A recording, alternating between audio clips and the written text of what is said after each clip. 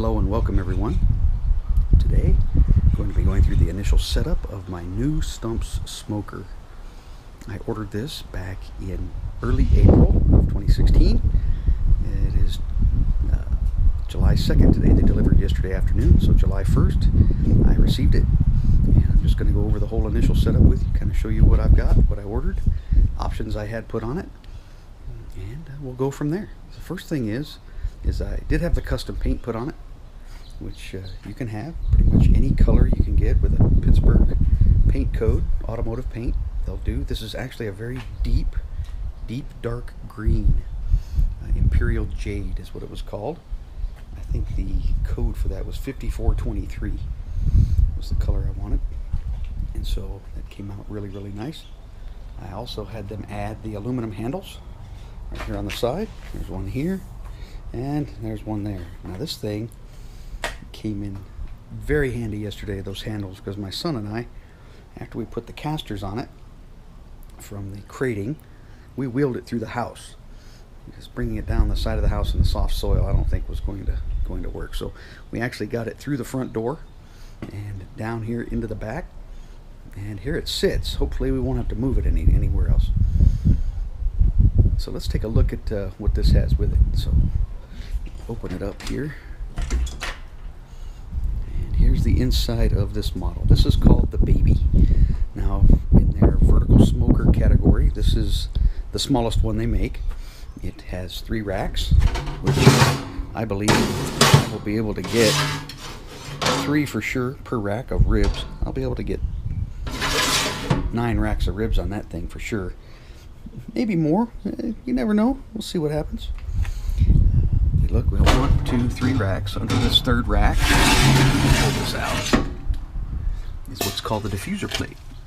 And this serves 2 purposes. One, as heat comes in, it's going to help force the heat around and up and through, so it's not all in one spot. Hopefully the heat dissipates very well, where you don't have huge hot spots in your smoker. Now there's a gap here, and what this does is, as grease and fat and byproducts run off your meat, come down to the diffuser plate, they fall through and down here into the bottom. Now this hole is our grease trap, and all the grease and nasty stuff is going to run right out into this bucket. And I am so glad that bucket is underneath. On one of my old smokers, it had a bucket hanging off the side, and one of my dogs got into it one day, ate the actual bucket and all the grease that was inside, and of course proceeded to go in the house on the carpet and throw up all over.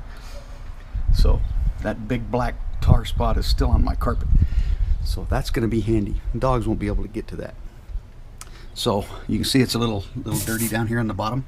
I'm going to clean all that out here in a little bit as we go through the initial seasoning process, explain why we do that, what it's needed for, and show you how that works.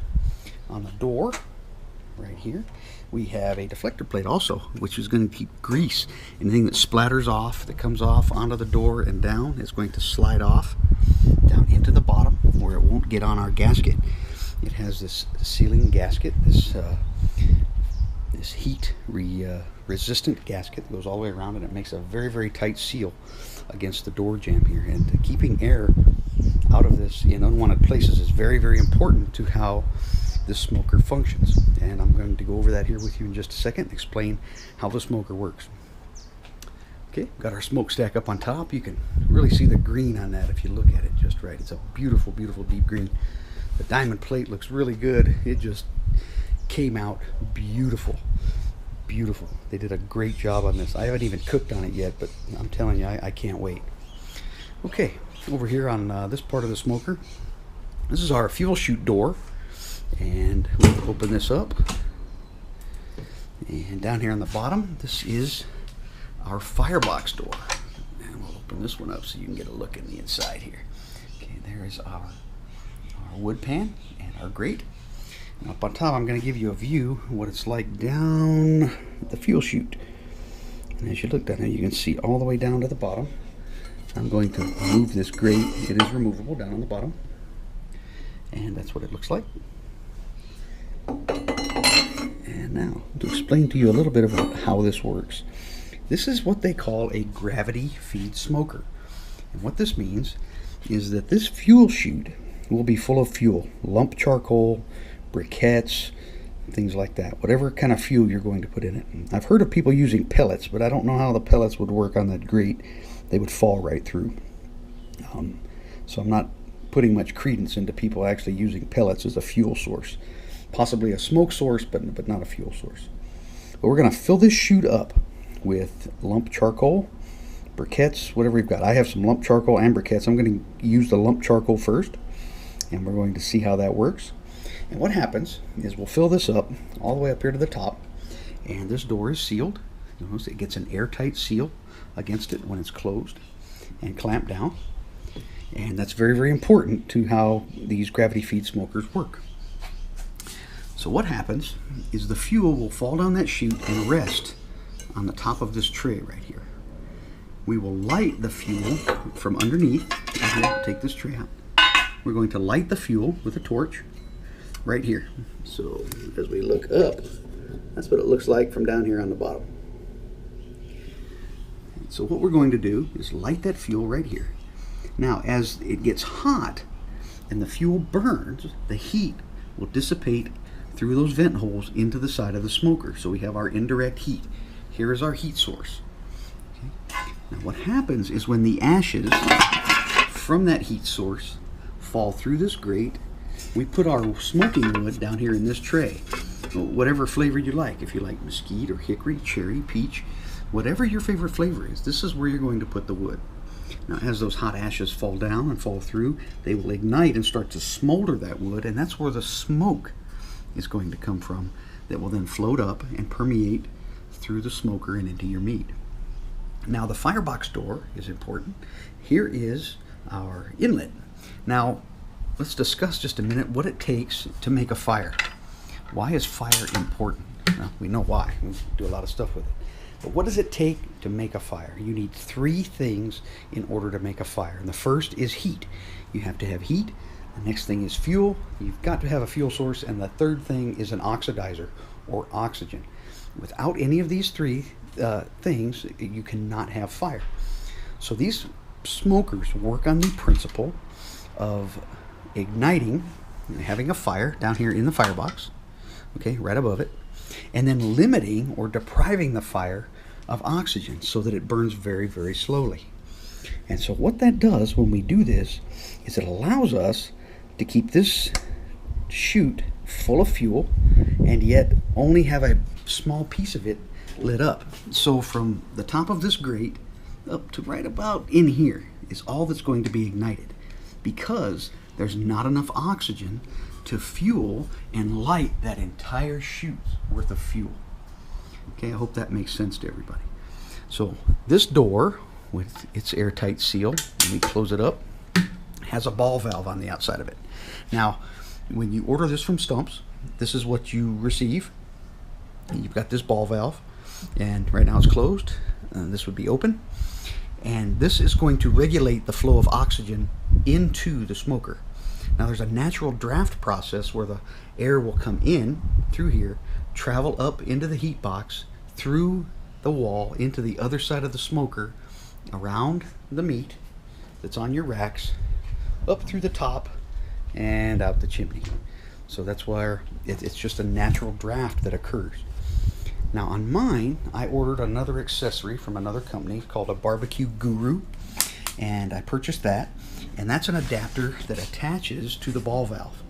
And I've already attached that here, so that's why this may look a little different than things you might have seen. This is the adapter for my Barbecue Guru. And what that is a fan that sits right here. It plugs in. We have a thermostat with that, and we tell it what temperature we want to keep the smoker. And then that fan will come on intermittently in order to keep the smoker at the temperature in which I want. Now I've heard good stories about these Stump smokers that you'll see maybe a 1 to 2 degree variation in temperature from your top rack to your bottom. And that is just amazing. When you're cooking and barbecuing, when you are doing the low and slow, you want to make sure that your temperatures are maintained. That's the biggest problem most people have when they smoke food as the temperature spikes. It gets high, it gets low, it gets high, it gets low. It's like a roller coaster of cooking temperatures. And so I understand that these are really, really good at preventing that kind of problem. So what we're going to do next, we've explained what a fire is and how the smoker works. We've got to clean all of this out. Like I said, there's some dirt, there's some shavings down here in the bottom. I want to get all that out, and we're going to heat it up, get the fire going in the firebox.